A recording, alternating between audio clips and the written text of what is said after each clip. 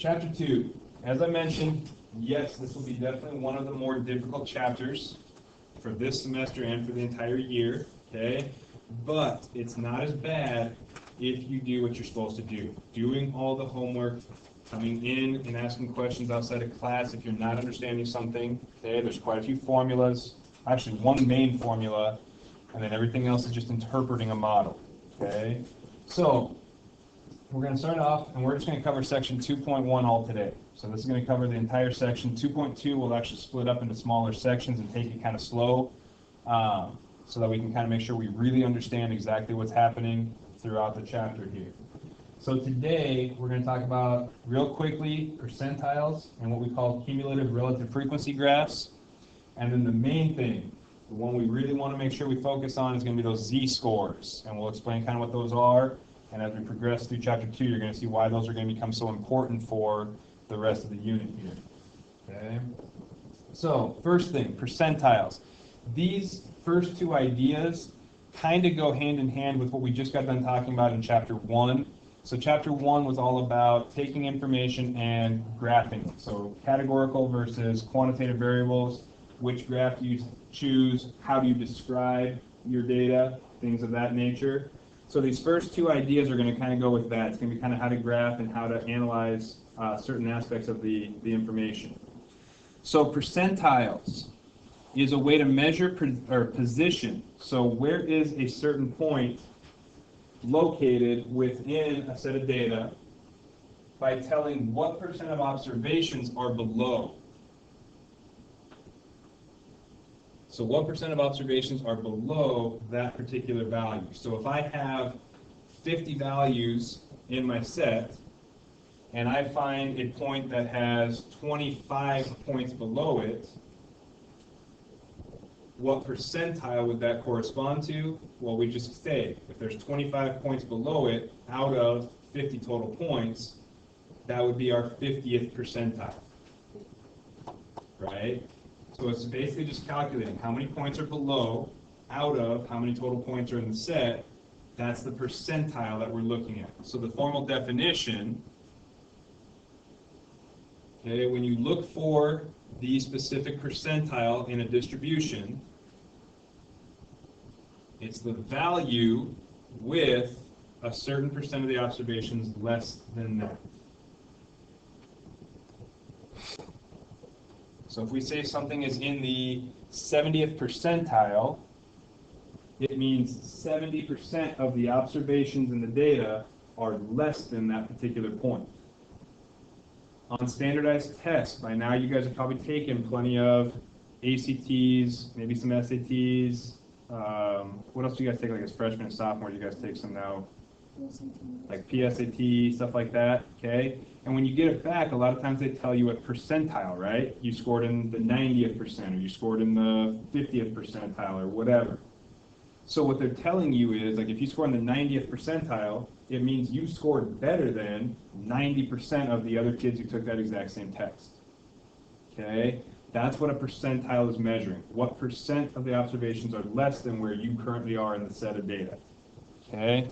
So a quick example on how to calculate a percentile. So Jenny earned a score of 86 on her test.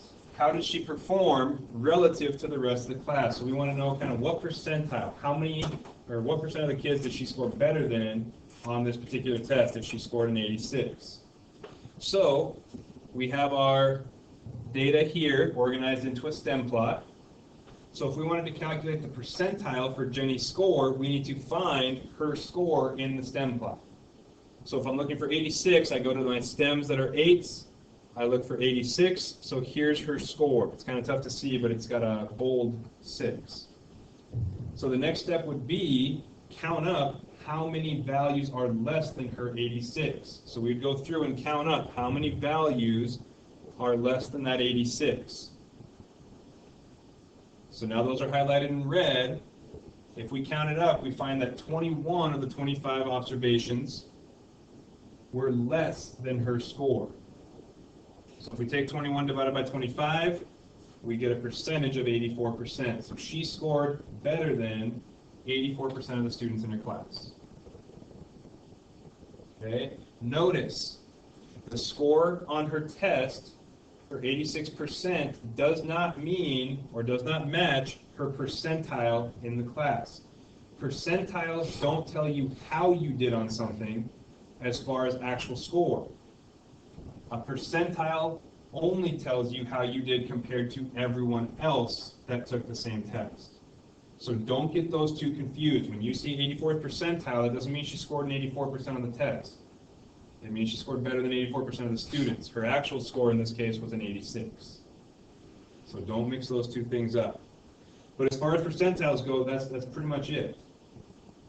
Find the value within your data set, count up how many observations are less than that value, and then divide by the total to get what percentile that person would follow. Everyone okay with that idea? All right. So the next, let's talk about a cumulative relative frequency graph.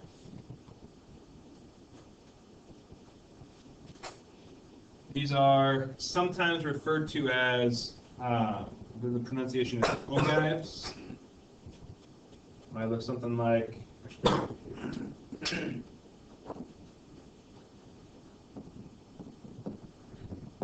think is the correct spelling, something like this. That's another term for it. You won't see it often, but if they ask anything about that, this is what they're asking for, a cumulative relative frequency graph. Okay? So a cumulative relative frequency displays the cumulative relative frequency for each class. So what we've done up until now, we've talked about frequency tables and we talked about relative frequency tables. Okay?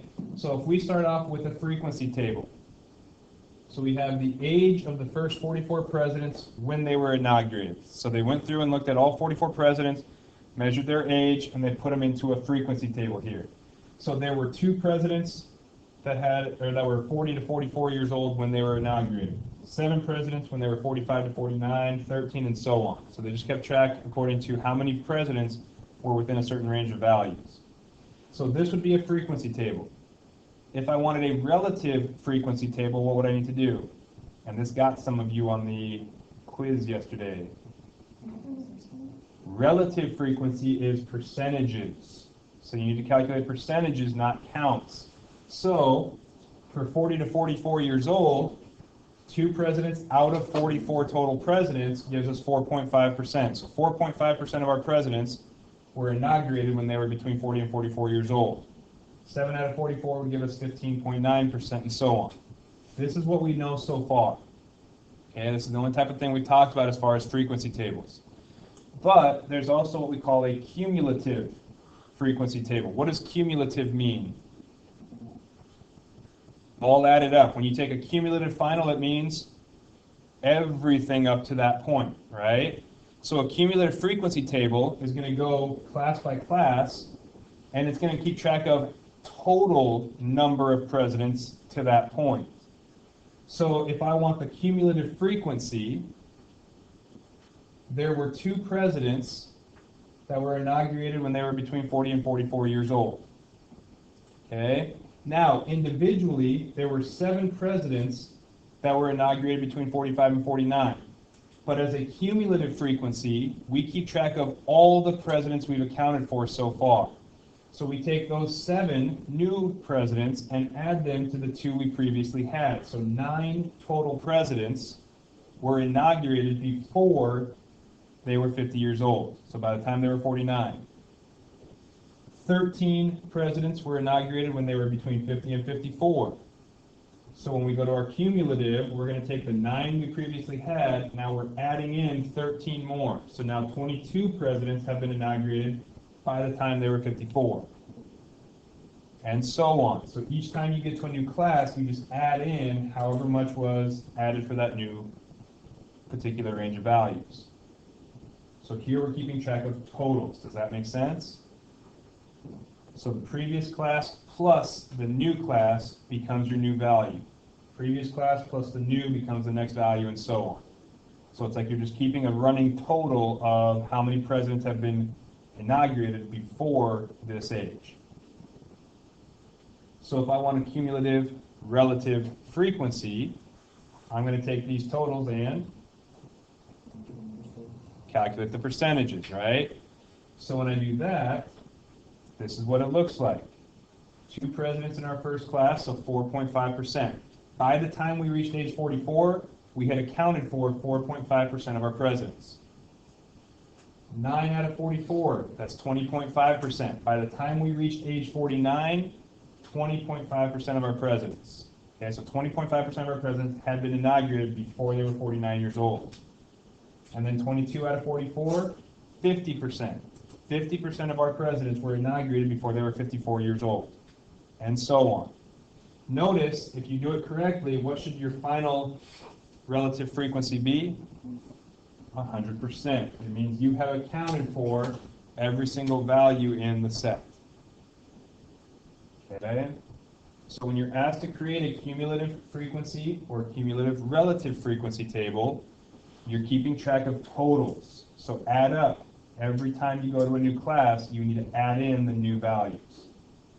Okay? So as a graph, and these are going to be important, you need to be able to create these and be able to read them. So here's what the graph of this cumulative relative frequency table looks like. So what you'll notice on the x-axis, you're going to label your x-axis like you're building a histogram. What's the lowest value you're accounting for? 40. What's the highest value you're accounting for? In this case, 70. Okay? And we broke them down by classes of 5. So 40 to 45, 45 to 50, 50 to 55, and so on. Now on the graph, all we're doing is reporting the cumulative relative frequencies. So by the time we get to 45, so at 40, 0 presidents have been inaugurated at 40 years old. So we start at 0.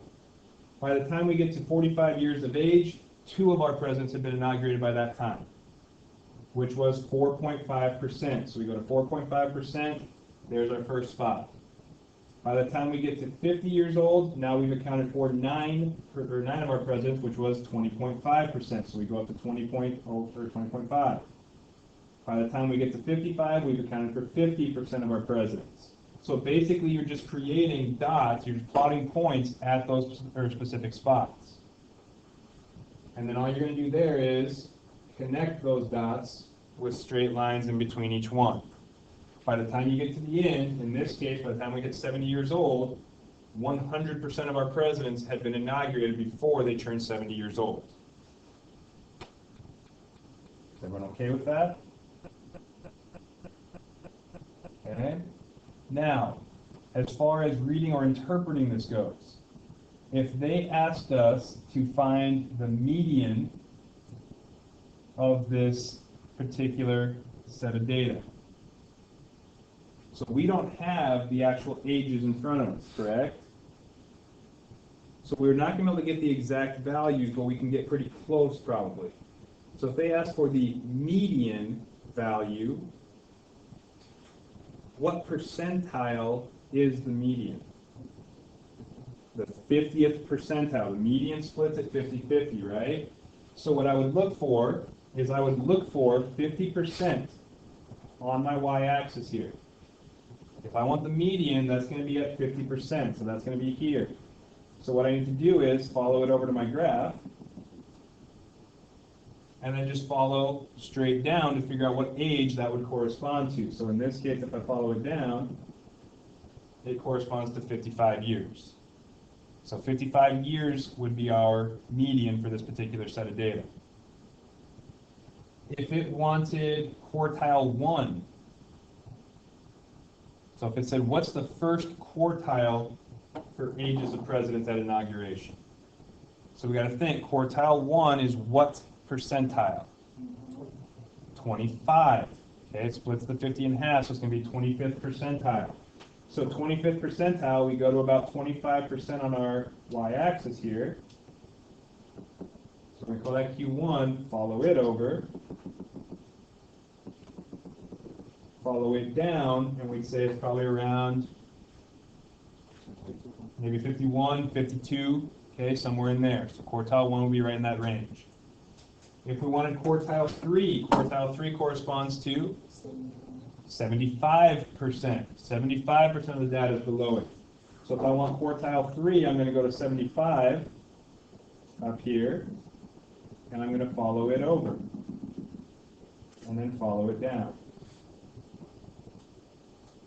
And we find it to be about 60 years old. Okay? Now, when you're doing this sort of thing, make sure you're very careful with going straight across, straight down on these types of problems so that you're not going diagonal and getting way off where you should be. So again, kind of like when I said find the center of a histogram with no data, I gave you kind of a range of values. The same thing will happen here. I'll have an acceptable range for what value you should be getting for each percentage.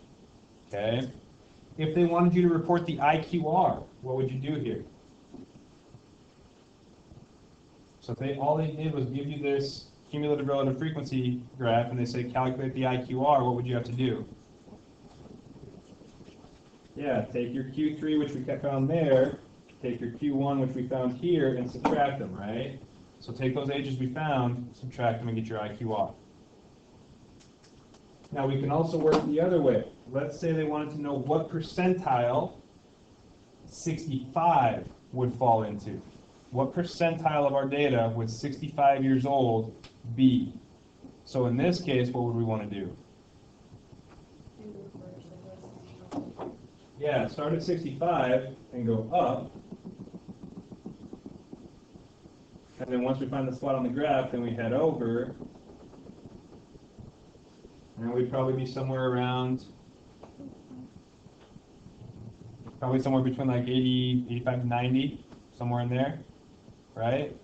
So you'd say like the 90th percentile would correspond to that, okay? So basically when you're reading these cumulative frequency displays, you have to know what percentile you're working with, so what percentage, find it on the Y, follow it over and down, find the actual value, or work the other way.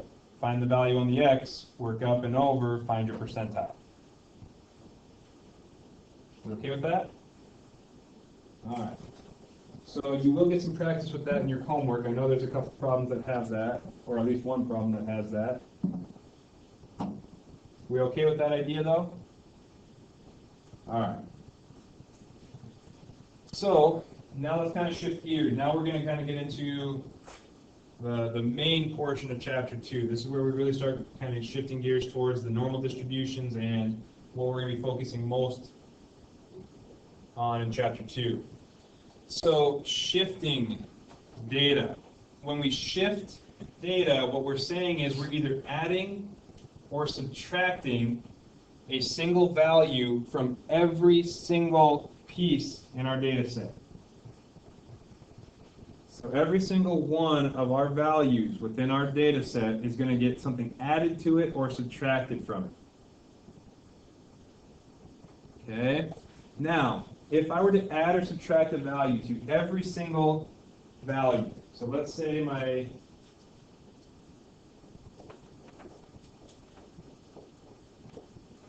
data set is just 1, 2, 3, 4, 5. Okay? If I'm looking here, what's my median? 3. What's my mean?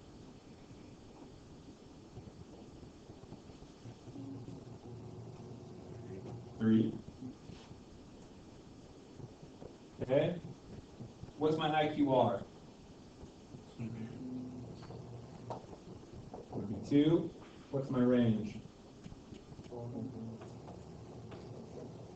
Okay, so just some quick things here. So we got measures of position, we have measures of spread, right? Mean and median, measures of position. Where are we in our data set? Measures of spread, IQR, range. Okay? We're not worried about standard deviation yet. It's going to do the same thing IQR and range do because all measures of spread react the same. All measures of position react the same. So think about this. If I were to add or subtract a constant value to my entire set, so let's say I wanted to add 5 to every single one of those points, what's going to happen to my median?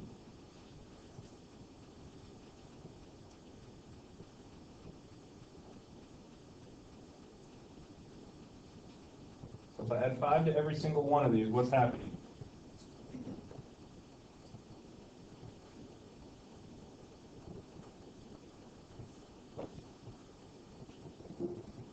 What's my new median? 8. What's my new mean? 8. So what happened? I increased every data value by 5. What happened to my mean and median?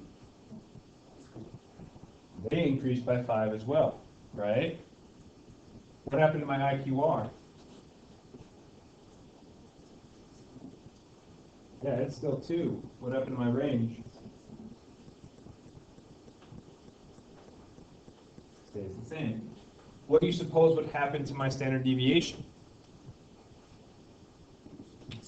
Stay the same. What would happen to quartile 1? Go up by 5. What about the maximum? Goes up by 5. So when I add or subtract a value to every single point in my set, what happens to my measures of position? What happens to mean, to median, to quartiles, to min, to max? They go up by the same amount. So when you shift data by adding or subtracting values, measures of position change by the exact same amount. If we added 10 to every single value, my median goes up by 10. If I subtract 20 from every single value, my median, my mean, my quartiles are going to move by subtracting 20. But what happened to our measures of spread? They stayed the exact same. Adding or subtracting a constant will not change any measure of spread. So your IQR, your standard deviation, your range will not change at all if you add a constant value to every single point in your set. So basically, if you wanted to envision what shifting does, it's like you take your entire distribution and you just pick it up and move it. So it was here, I'm going to pick it up and move it to the left 50 spots. Or I took it and I'm going to move it left 20 spots. Well, when I move it, my positions are changing, but I'm not stretching it or shrinking it as far as spread goes. I'm just picking it up as it is and I'm putting it back down as it is. So adding or subtracting a constant will not change any measures of spread. So here's a quick example. So these two histograms show weight of individual males in a specific set of data. So the first one shows their weight in kilograms. The second one shows in terms of kilograms above the recommended weight. So they took what their weight was minus the recommended weight, and that's what this graph is showing right here. Now, if you look at the two graphs, what do you notice? As far as shape and spread go, they're identical, right? Nothing's changed at all. The only thing that has changed is our x-axis, where we are in terms of our x values. Okay, so someone who weighed 50 kilograms in this first graph is 24 kilograms below recommended weight.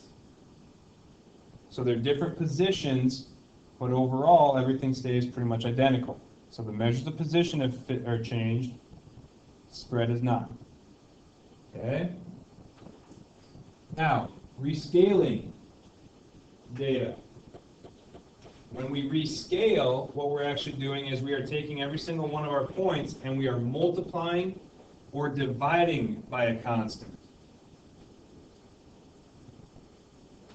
So if I had measured something in inches, so I have a list of values in inches, but I wanted to convert them to feet, I would have to take every one of those values and divide by 12. I have this many inches, divide everything by 12 to convert to feet. Okay? When we multiply or divide, all of our measures change with that same scale factor. So think about our data over here. 1, 2, 3, 4, 5. If I were to go through and multiply every single value by 2, so now we're looking at 2, 4, 6, 8, 10.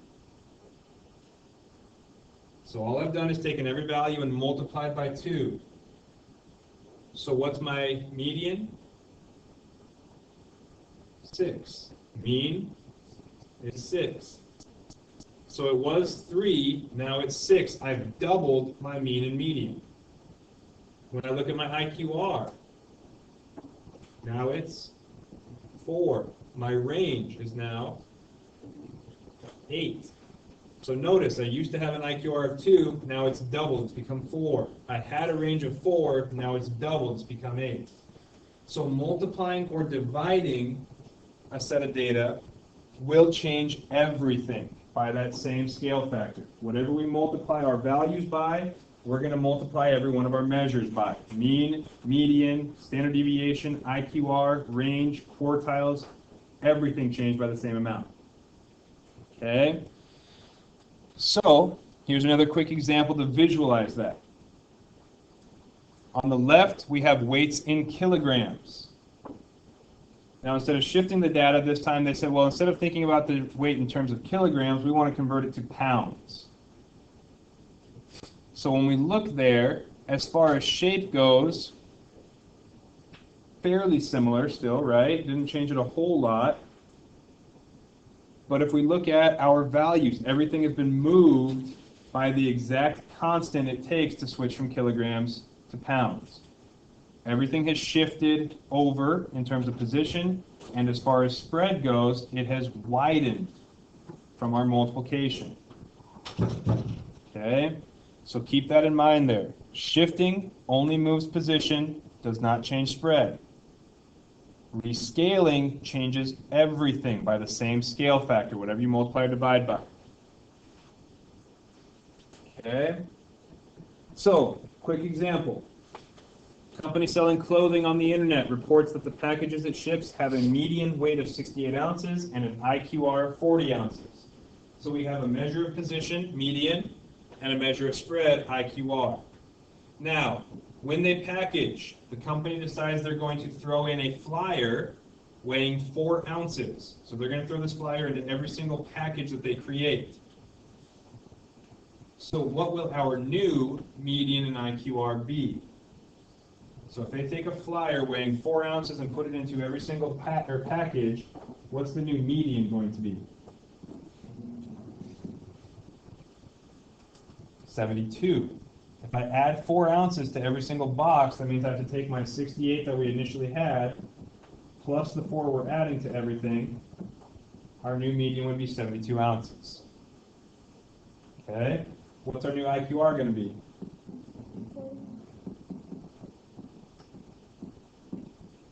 Stays 40. By adding that 4 to everything, we haven't changed the spread of our distribution, only how much it weighs. So the IQR is still going to be 40 ounces when we put that flyer. Okay?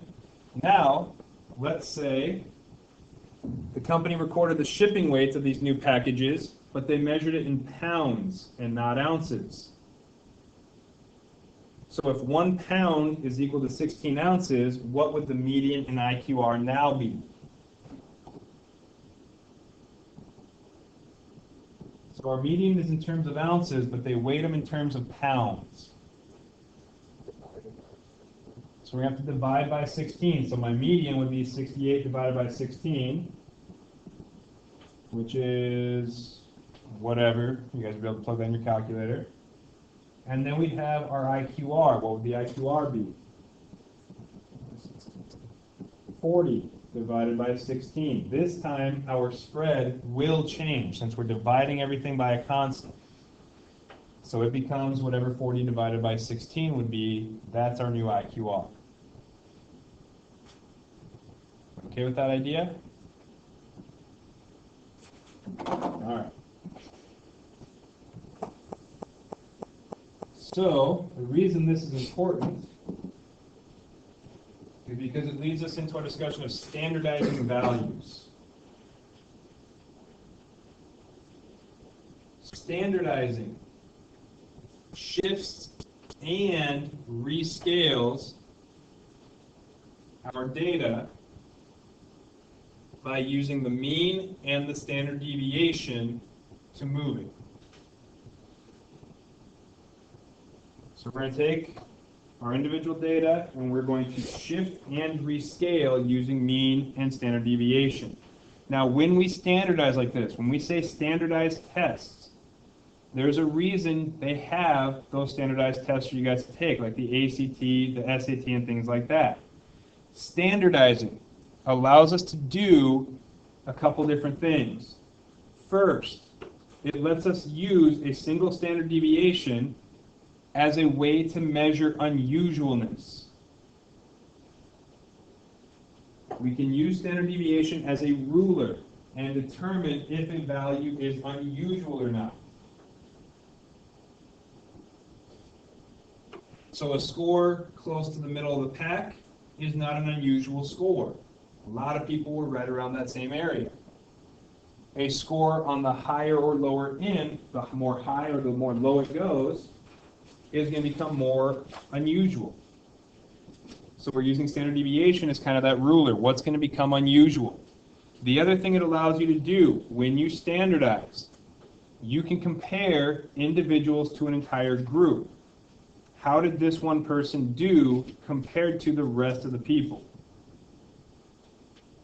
Or you can compare values with completely different scales or completely different units.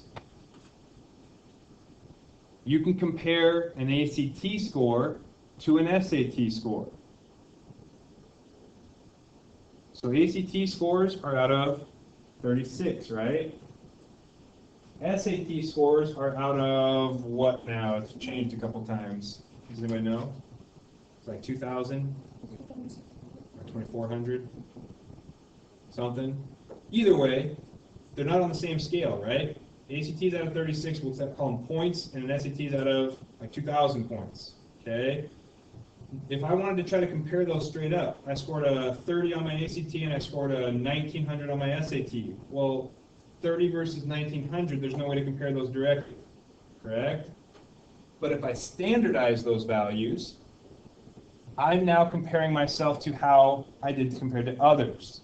So now I can take how I did on the ACT and compare it to how I did on the SAT head to head. I can look and see which test I actually did better on compared to the other people that took the same test. So you can take things with completely different scales, completely different units, and compare them head to head, where you normally would not be able to do that with normal units. So these standardized values, we call them z-scores. We are going to be doing all kinds of stuff with z-scores. These are going to be very important. So a couple properties about z-scores. Z-scores are values with no units attached. When we calculate our z-score, and you'll see that here in a second, the units that we were previously working with disappear. If we measured everything in pounds, as soon as we standardize, those pounds disappear. If we measure something in inches, as soon as we standardize, those inches disappear.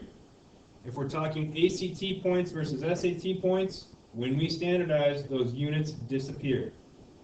That's why we're able to compare one thing to another, even if they didn't start off with the same units, because those are gone. They're going to measure the distance from the center of your distribution. They're going to measure the distance from the mean. How far above the mean did you score, or how far below the mean did you score? So a positive z-score will tell you that that's a score that was higher than the mean score for that particular item. A negative z-score tells you that that was a value that was below the mean for that particular test or item or whatever. So no units. They measure the distance from the mean. Positive tells you it's above the mean. Negative tells you it's below the mean. Those are the main things you need to know about z-scores. The next thing is how to calculate. This is important. You need to memorize this formula. You have to memorize this formula. When I say standardize, or I say find the z-score for, this is what you need to do. If you want to compare two completely different scores, this is the first thing you have to do. Take each score and run it through this formula. So in this formula to calculate Z, you take the actual value from your set. What value are you actually concerned with? So I scored a 30 on my ACT. That's the value I'm starting with. Then you're going to subtract the mean from that value. And then you're going to divide by standard deviation. So with these types of problems, they're going to have to tell you, for a given distribution, this is the mean, this is the standard deviation.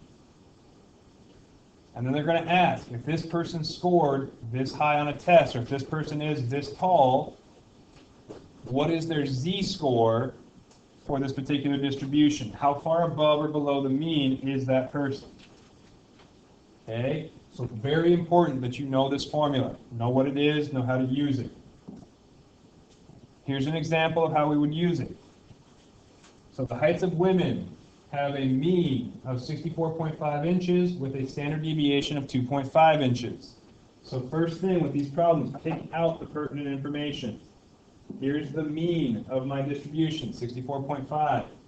Here's my standard deviation, 2.5. Okay? What we want to know is, if this is our distribution, what's the standardized value for a woman who's 68 inches tall? Okay?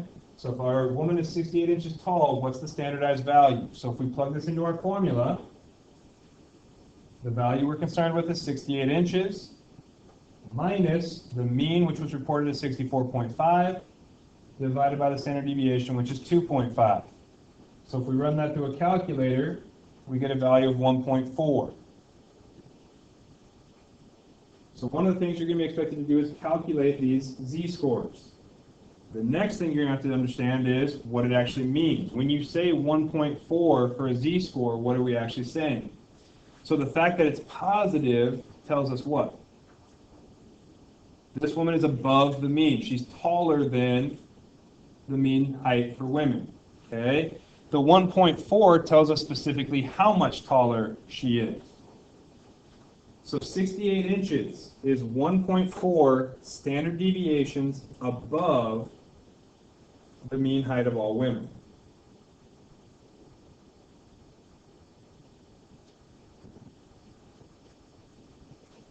Which is 1.4 standard deviations above the mean. Now, I know right now, standard deviation as a unit of measure isn't going to mean a lot to you.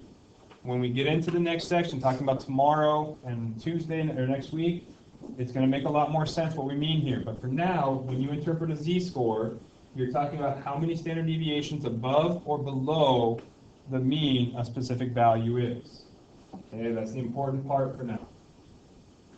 We okay with this idea, this process? Okay? So, here's how we can use it as far as comparison goes. I was talking about the ACT versus SAT. So the ACT in 1998 had a mean score of 22, standard deviation of 3.5. In that same year, the SAT had a mean score of 1,017 with a standard deviation of 185. So here's our scenario. Tom took both exams in that year. He scored a 32 on the ACT and a 1416 on the SAT. We want to know which test he did better on. If he's going to send one of those scores to a college, which one's going to make him look better? Okay? Now, if we look, they're both above the mean. 32 is above the 22 average. 1416 is above the 1017 average.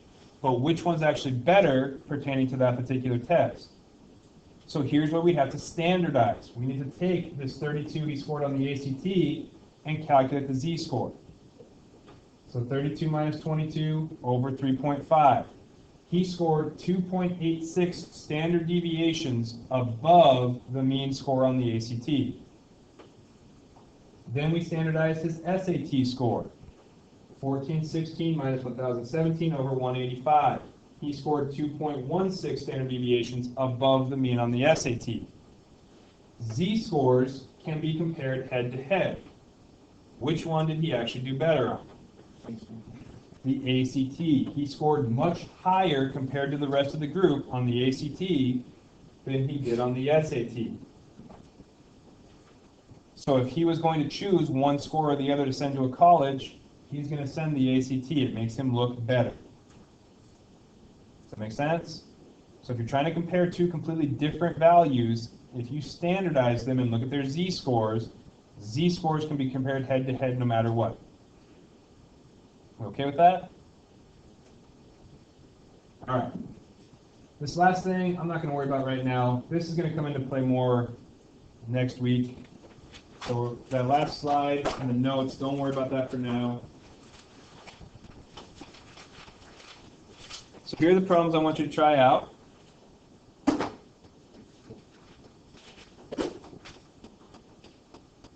So the first couple are going to deal primarily with percentiles, so how to interpret them, one where you have to calculate, okay?